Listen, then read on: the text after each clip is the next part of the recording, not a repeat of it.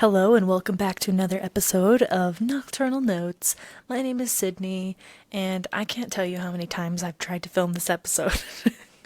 To be completely transparent with you, I had a completely different episode planned for this week, but it just wasn't working, okay? It just didn't feel right, okay? And I went to my lovely husband and I said, I just don't know why this episode it's just not working. It doesn't make sense. I just don't feel it. And he goes, well, why don't you make your episode on something else?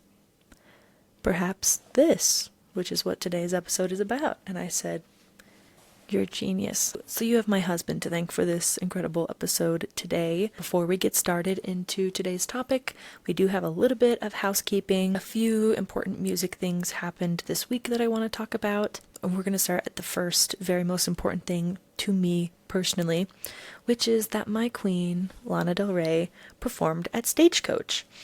If you don't know what Stagecoach is, it's kind of like it's a country music festival, pretty similar to Coachella in the way that it's a big festival a lot of people go to. A lot of cowboy hats, a lot of cowboy boots in attendance.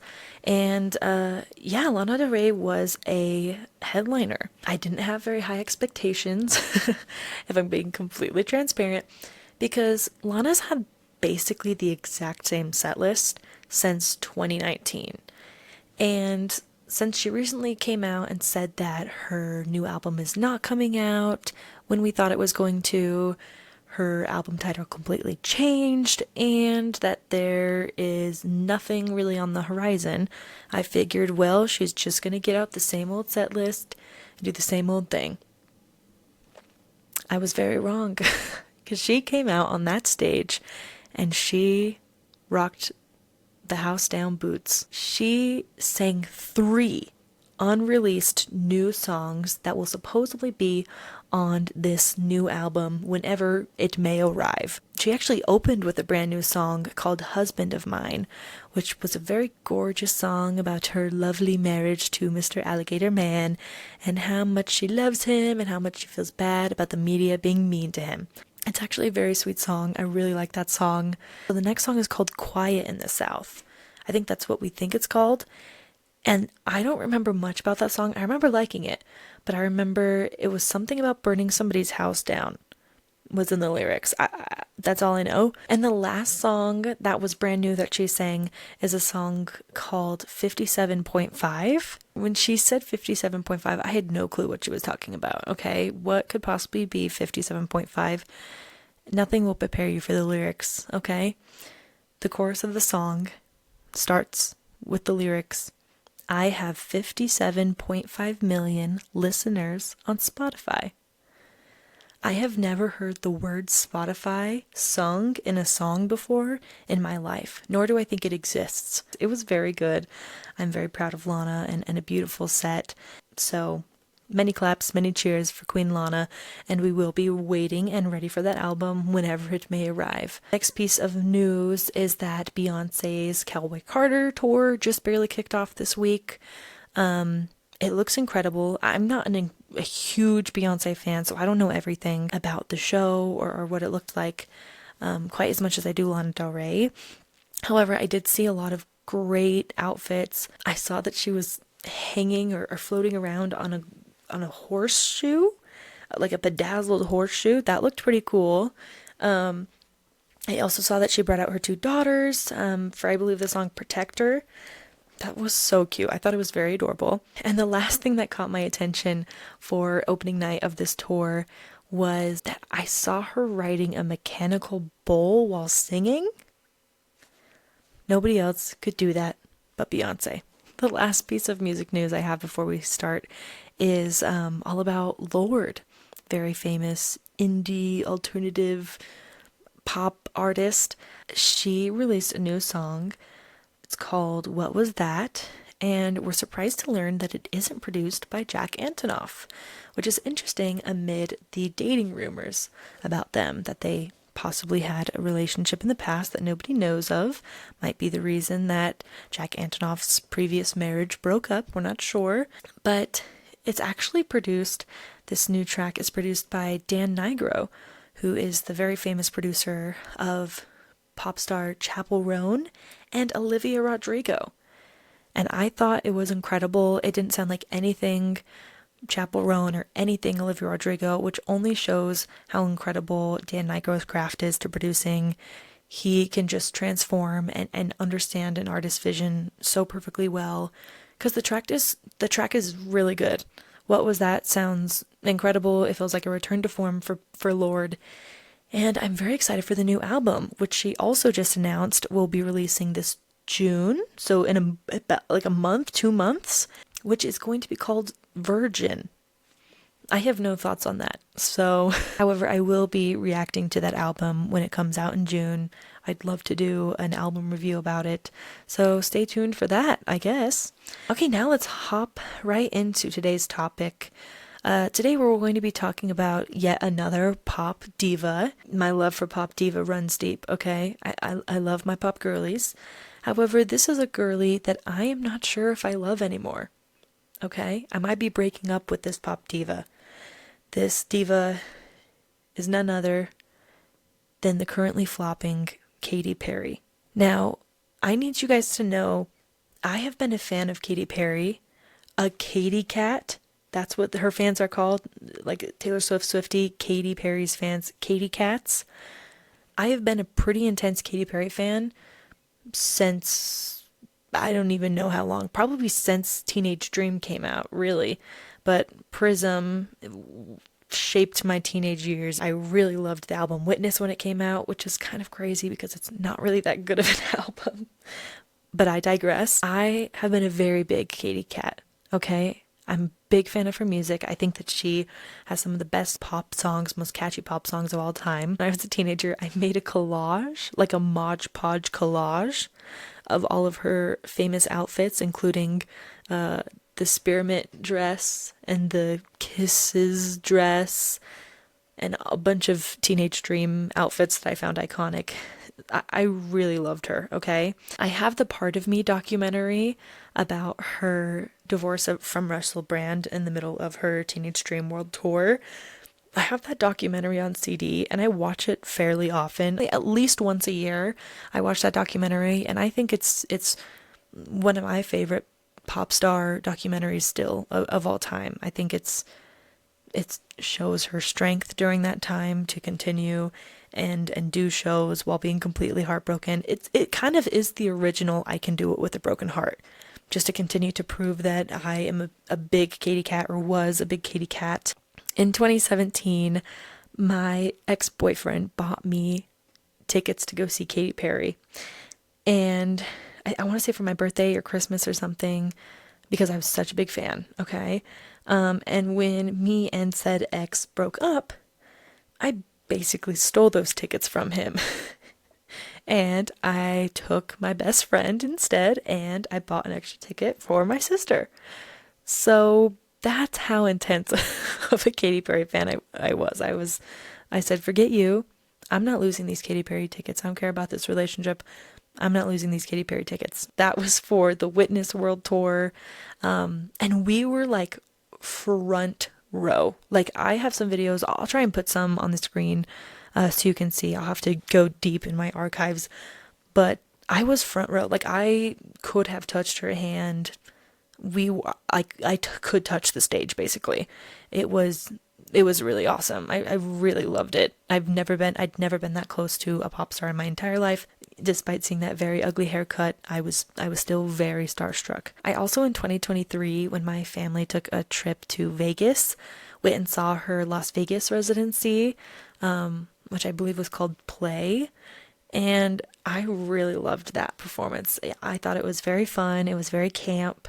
I loved the theme. I loved the story with the mushrooms and the frogs in bikinis and the toilet with a little poop that came out and sang. I thought it was iconic. Okay, I really did. I thought it was camp. I thought that it was funny. Some people think it's cringy. I really loved that. I'm just trying to prove to you, if I haven't already, look at my shirt. Do you see this shirt?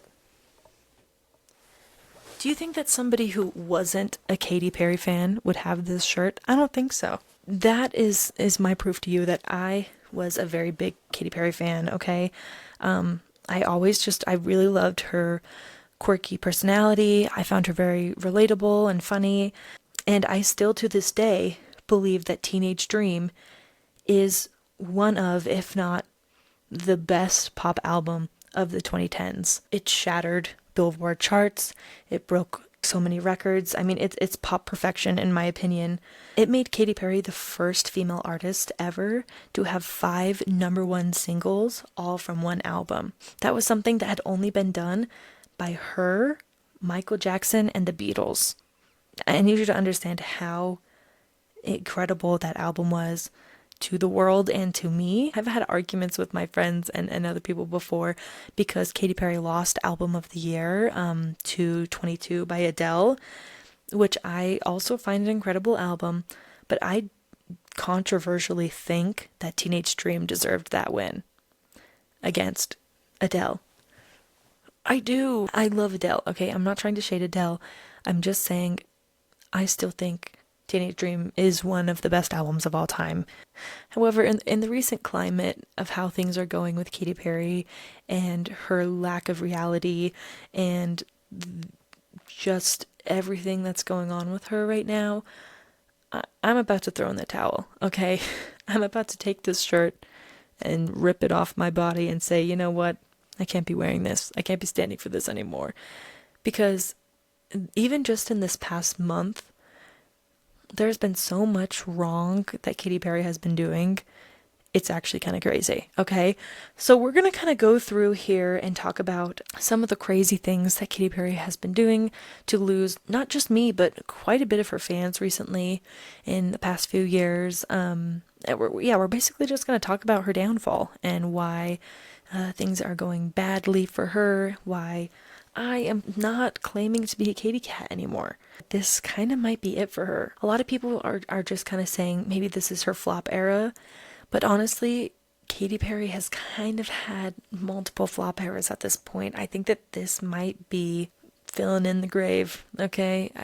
I think we're putting dirt on top of the coffin at this point. I also am going to touch on her most recent album, 143. I have a lot to say about that album, as well as touching base on her tour that just barely started called the Lifetimes Tour. I have a lot to say about that as well. Her latest album is called 143. And it released last year, September of last year, 2024, and they haven't released how many copies they have sold worldwide, probably because it is embarrassing. It's also probably a little too early, to be fair, to announce how many copies they have sold, but it's bad. I'm just telling you right now, it's bad, okay? Now, I'm going to tell you the reception for this album is very mixed, okay? Some critics describes it as mediocre and generic. Others describe it as sounding like it's AI generated. Now, when I listened to this album on that fateful day, September of 2024, that's the exact thoughts that crossed my mind. I sat down and I said, I hope this is good. I am praying this is good because Katy Perry can't keep flopping. I can't wear this t-shirt with pride if this album sounds bad. And I thought it sounded AI generated. It feels like there's no heart in the album. It feels like it is, I don't know if it's rushed or what, but it feels like a robot is singing a song. It feels like those TikTok AI generated pop songs that people create for views. Okay, it's not good. Just to tell you how not good it is, I'm just going to read off some of my favorite, aka least favorite, lyrics from the songs on this album. And I want you to know that none of this is a joke. These are real lyrics that are on this album, that are in these songs on 143, her latest album. Let me take a drink of water first because this is too much. Now I'm going to read first from the track Gimme Gimme. Okay? Kitty kitty, wanna come party tonight. Trippy trippy daddy, take me on a ride. If you want my body, gotta blow my mind. Oh, I'm not done. Oh, you thought that that was as bad as I can get? I'm not done with that song quite yet. Here's some more lyrics. Say the right things, and maybe you can be crawling on me like a centipede. Now, does that sound sexy to you? Do you look at a gorgeous, gorgeous man and say, I wish that he crawls on me like a centipede? That's disgusting. I don't care who you are. That's disgusting. Why are we saying kitty kitty wanna come party tonight as a 40-year-old woman? There's no reason to be saying that, okay? I understand the Katy Perry, the KatyCat thing. I understand the cat upset. We're not saying that. We're not saying kitty kitty wanna come party tonight. Trippy trippy daddy. Okay? Trippy trippy daddy. We're not saying that. Now these next lyrics are from the track I'm His, He's Mine. I kind of feel like this is slam poetry. It's kind of like bad slam poetry from a high schooler who needs some help mentally, okay? I'm his queen, I'm his freak, I'm every woman he wants and needs. I'm his dream, I'm his drug, I'm every woman he wants, so what? I'm his boss, I'm that bitch, I'm every woman he knows exists. I'm his main, I'm his side, I'm every woman that's in his mind.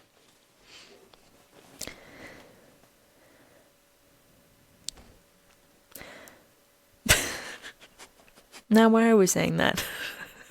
Now, what does that mean? Does anybody... Basically, what you're saying over and over is, I'm everything to him. Why didn't you just say that? Like, why are you saying so many words that mean the exact same thing all at once? It's not good. Now, this is from the song Crush. You could have guessed what these lyrics were, okay? And also, I think that it's a shame that she named the song Crush because it has to sit next to the beautiful, beautiful track Crush by David Archuleta on my Apple Music. I don't want it to sit there. I'm not adding this to my library. I'm going to keep Crush by David Archuleta alone. Here's the lyrics. Is it a crush making me blush? Here I go again, I'm falling in love. Catching my breath whenever we touch. Here I go again, I'm falling in love. My heart goes la da da dee, la da da dee, la da da dee, la da da dee. Maybe she's trying to make music for Kids Bop, in which case I would say, this is fantastic Kids Bop music. I don't think that's what she's trying to do here. The last song I'm going to read you some lyrics from is called Artificial. Now, this song, you have to listen to this song. You just have to press play on this song so that you can hear how bad it is. I can't describe how bad this one sounds, okay? But here's the lyrics. Why you so artificial? You got me diving deep in your system. I'm a prisoner in your prison. How profound. I'm a prisoner in your prison. How profound. That's the best that we could cook up in the lyric department. That's the best that we can think of, huh? And one of the most disgusting, disturbing parts about this album is there is, I believe, a total of 25 writers on this album. Why do we need 25 writers on this album to write the lyrics, Kitty Kitty Wanna Come Party Tonight? You're telling me 25 people heard that and all clapped and cheered and said, why yes, that's perfect, Katy Perry, release that song? Those people hate you. Whoever's in that room with you hates you. Now that we're done talking about the incredible lyrics off the album 143, let's talk about the lead single, Woman's World. Why do people hate this song, okay? First of all, it sounds like it's a reject song from the Barbie movie, which it's not always necessarily a negative thing. However, it's the fact that this song sounds like it was rejected, okay? It sounds like she sent the song over to Greta Gerwig and said, hey, I wrote this incredible song for your Barbie movie. Greta Gerwig listened to it once and said, this is too bad for my Barbie movie. I'm not putting this in my Barbie movie. not happening, and sent it back. And Katy Perry was offended, and she put it out anyway. Who did she have as a songwriter and producer on this song? Dr. Luke, known from what? Settling a defamation lawsuit with Kesha over rape accusations and claims. It's just a shame to write a song about womanhood and how powerful it is to be a woman with a man who is accused of doing something so terrible to a woman. Okay? I just find it very, very tone deaf. I find it very sick, and I find it very ironic. I find it just a classic case of fake feminism. It's just terrible. I don't know what she was thinking when she was deciding to work with Dr. Luke again. Let's continue to go into some more pretty terrible things that Katy Perry has been doing as of late. Now this next thing I'm going to be talking about is actually something that's been going on for a couple years. I'm going to be talking about how Katy Perry killed a nun. Did you know she's a murderer? I didn't.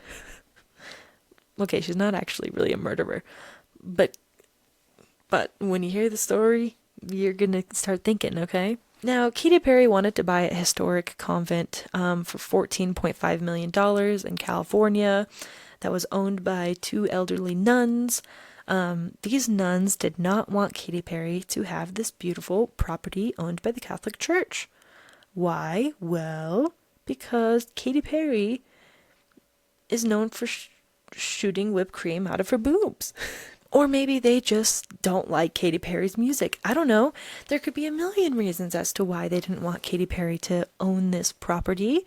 But a huge reason as to why they didn't is because they wanted it to go to a different person who could take better care of it, be at this property more often, and keep it open for the public. These nuns were hoping to sell it to another seller, but the church stepped in and said that the nuns didn't have the right to sell the property without the church's permission. The church ended up stopping said sale that the nuns were trying to set up with a different buyer. A judge ruled that the nun sale wasn't valid because it didn't have the proper church approval, therefore giving Katy Perry an opportunity to go ahead and buy the convent. Now, in 2017, there was also a case open against this other buyer who was going to be buying this property from the nuns, but was stopped because the church stepped in and said, nuns, you can't do that without our permission.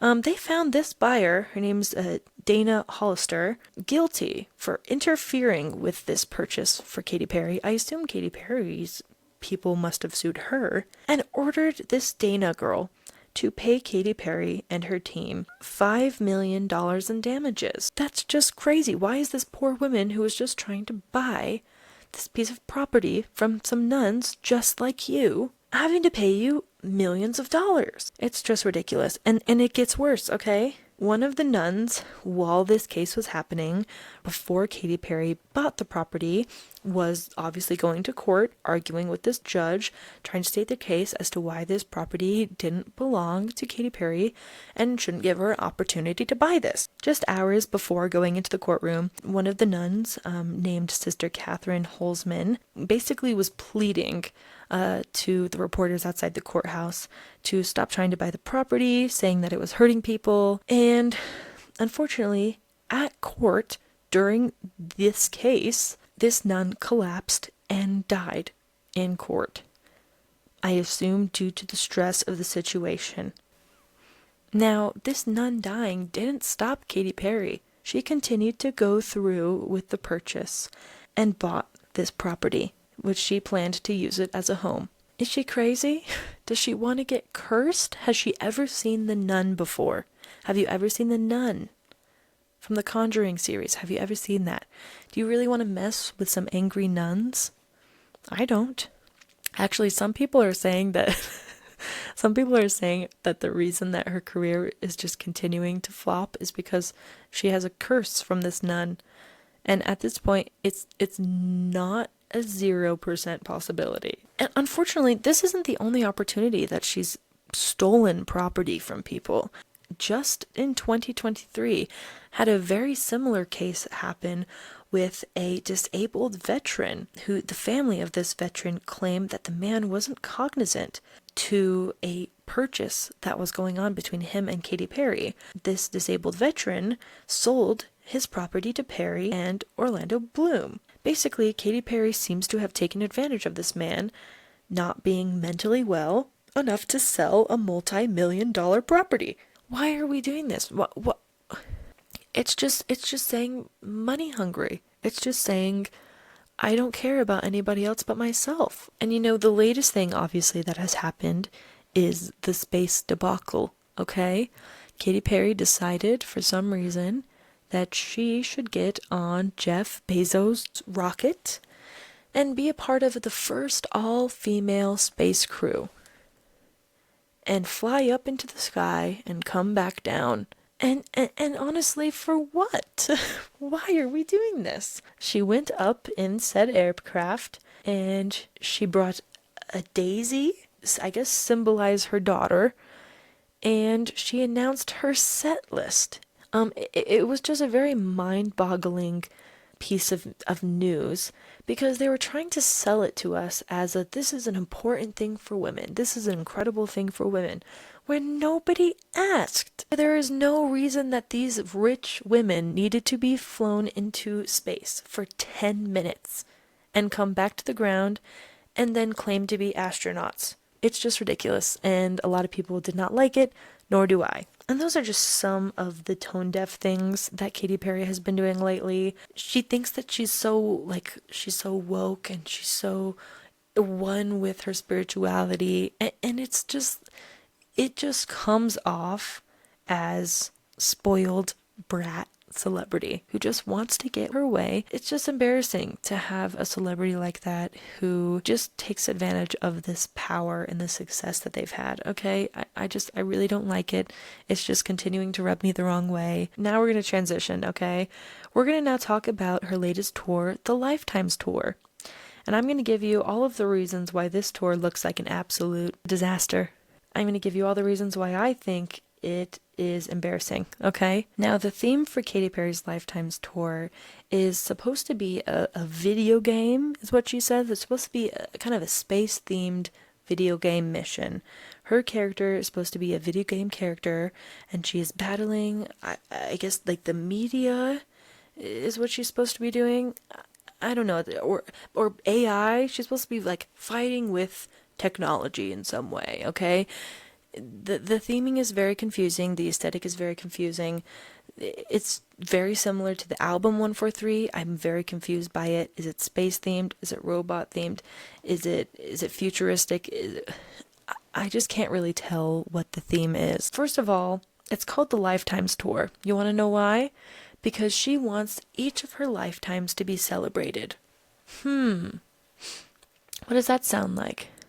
She wants people to come to her shows dressed up as her past lifetimes, or shall I say, eras. There gets to a certain point where we can't ignore the fact that we're copying Taylor Swift, okay? When we're copying Taylor Swift once, that's one thing. Although I will say Katy Perry is not the only one guilty of this. I know Jonas Brothers went on a very similar escapade like the Eras Tour. A lot of artists are kind of capitalizing off of this Eras idea.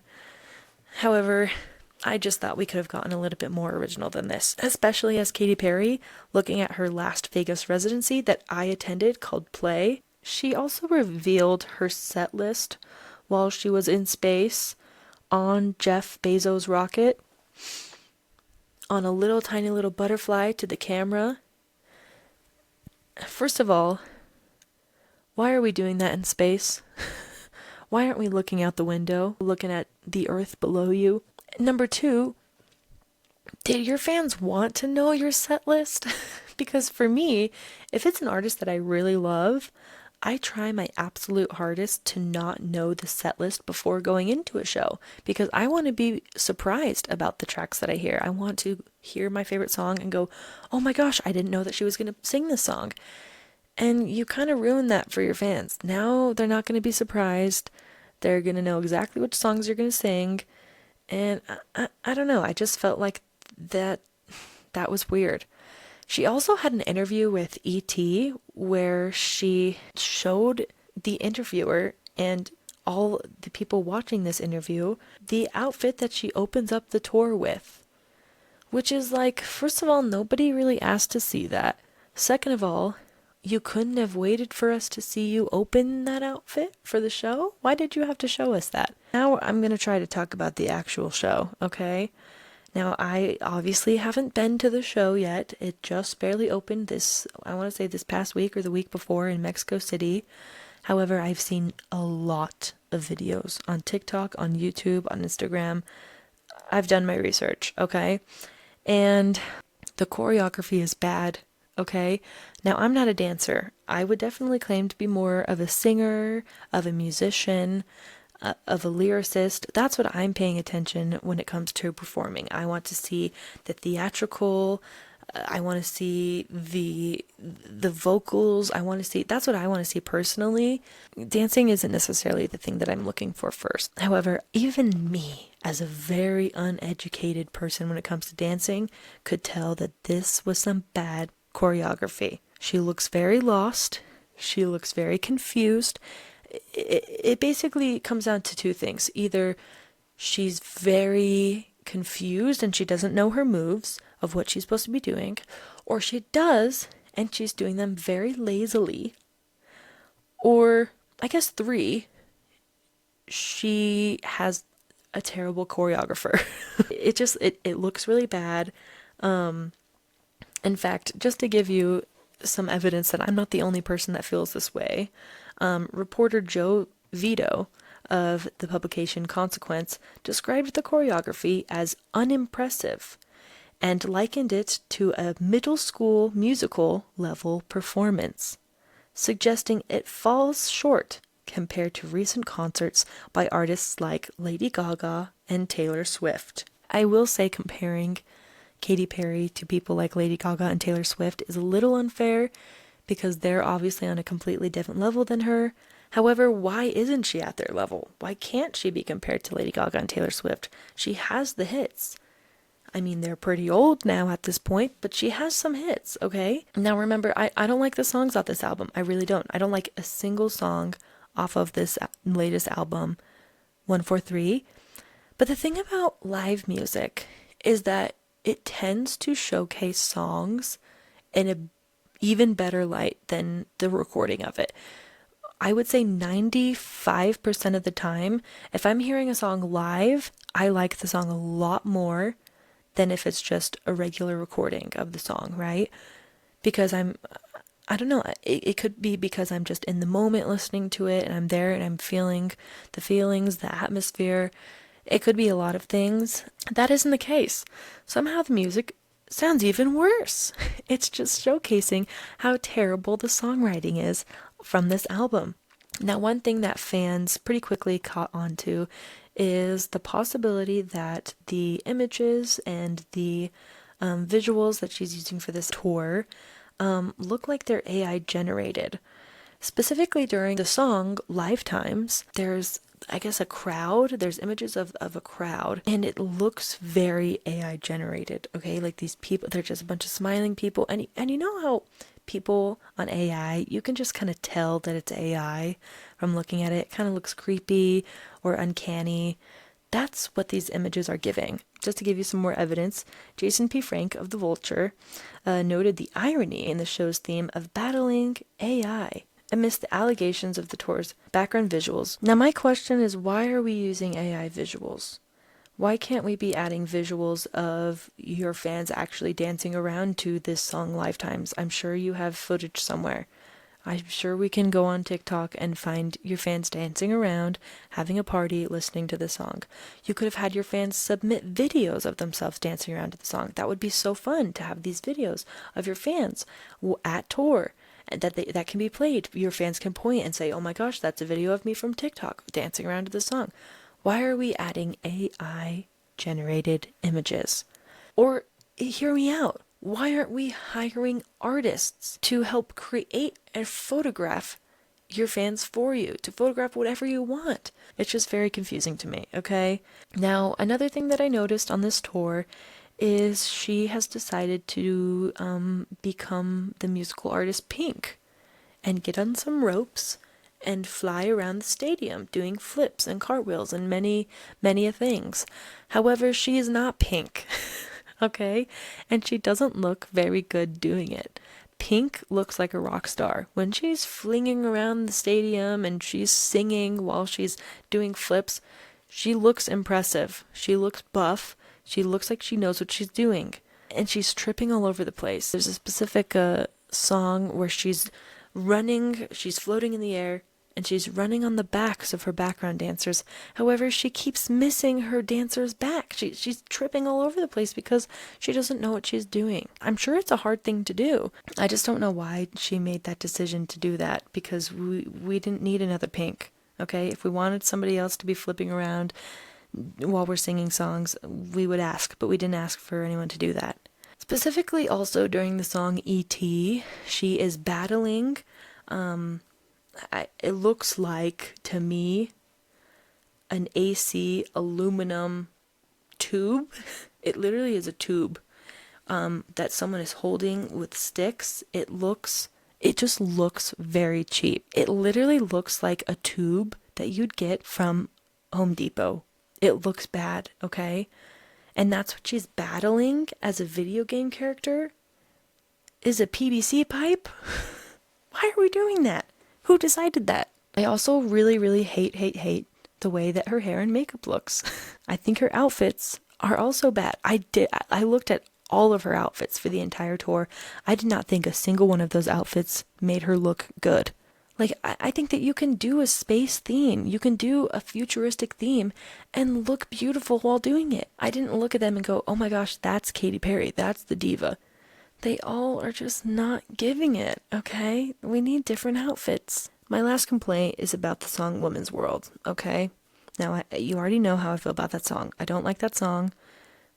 It's not good. She has only male dancers while she's singing a song about being in a woman's world.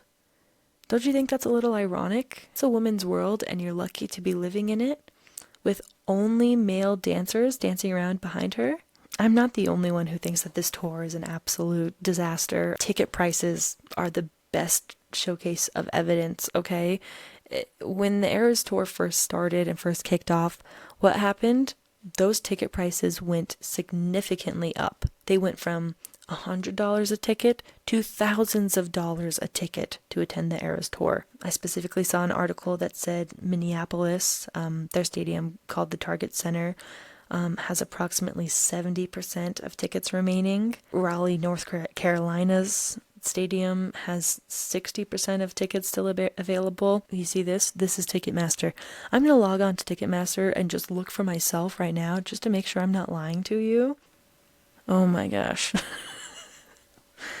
So ticket prices for a ticket to this show, every section that I'm seeing here, is only $49.45, which, you know what, I wish all tickets were priced as that. Some are priced a little higher, like $74, but you can easily get a general admission floor ticket for $150-ish. And do you want to see how many seats are still available for this tour? It's actually kind of crazy. Blue means these are all of the sections that still have tickets available. Do you see that? That's the entire stadium. The entire stadium has tickets available still. Is this the only city that is like this? I gotta check other cities. Yeah, nope. I mean, I'm scrolling through here. I'm looking at Arizona. I'm looking at San Francisco. This is definitely an issue. I mean, it's blue. Do you see that? It's all blue. You can sit anywhere you want at this tour. They are not selling tickets to this tour. The publication The Blast wrote that there are reports that Katy Perry is considering adjustments to her tour schedule to address the low demand, nobody really wanting to go. I wouldn't be surprised if she canceled some shows because of this. I also want to mention, I think to kind of to try and fix the fact that she looks like she's doing very lazy choreography on stage. Posted footage of her backstage talking about how she'd been struggling the past few days with her voice, having a cold flu thing. So she's kind of using that as an excuse for why she didn't perform very well. She also commented on a fan's Instagram post saying that she feels like a human piñata, that the internet is just beating her up and they just aren't getting her. This is what she said. She said she's going to get back up and go on and continue to play the game and somehow, through her battered and bruised venture, keep looking to the light. And it's just like, girl, it comes to a point where if so many publications are writing the same article saying flop tour, flop album, flop career, why aren't we listening? Why aren't your managers telling you this is what's happening? Why isn't your PR team saying shut up and stop going on the spaceship? She either has people around her who are saying, yes, Katy, everything that you are doing is incredible and you could do no wrong, when that isn't true, or possibly maybe somebody on her team just really doesn't like her and wants her to fail. I don't know, but at this point, it really just feels like Katy Perry doesn't even want to be a pop star anymore. Like, it feels like she's being held hostage. And because of all of these reasons, because of this terrible looking tour, because of all the terrible things that she's done, it's really hard for me to be a Katy Perry fan anymore. It just really is. You'll never be able to convince me that Teenage Dream is an incredible album. You're never going to be able to convince me that Katy Perry hasn't written some of the best pop songs of our time, but you can convince me to stop being a fan of hers. I wish I could be ending on a more positive note. However, the nice thing is, even if Katy Perry completely flops and she's done being a pop star, or she continues to be terrible, we have plenty of other artists that are stepping up, that are showing their artistry, that are creating incredible music, that are stepping outside of the box and getting creative and are performing, giving us their all. So I'm not worried. If I lose Katy Perry, I'll be fine. I have Taylor Swift. I have Lana Del Rey. We have Billie Eilish. We have Lorde. We have Olivia Rodrigo. We have Chappell Roan. We have so many other incredible pop artists that we can look to that will create incredible songs, incredible tours for us. So I'm not worried. There's a light at the end of the tunnel. So for now, I'm saying bye-bye Katy Perry. I can't do it anymore. It's embarrassing. It's embarrassing to be wearing this shirt, pajama shirt only now. Okay? And that's the podcast this week. I hope that you had some fun making fun of Katy Perry like I did. I hope that you have a good rest of your week. I have no clue what we're going to be talking about next week, but that's the fun about this podcast is you never know what you're going to get. So thanks for listening. I'd super appreciate it if you subscribed to my YouTube channel. I would appreciate it if you gave me 5 stars on Spotify and Apple Music. And I would also appreciate if you followed me on Instagram at Nocturnal Notes Podcast and TikTok at Nocturnal Notes Podcast. That would make me feel really good about myself. And that would also keep you updated for when I release a new episode. And with that, it's time for me to go to bed. So I will see you on the next one. And goodbye. Yikes. I read her for filth.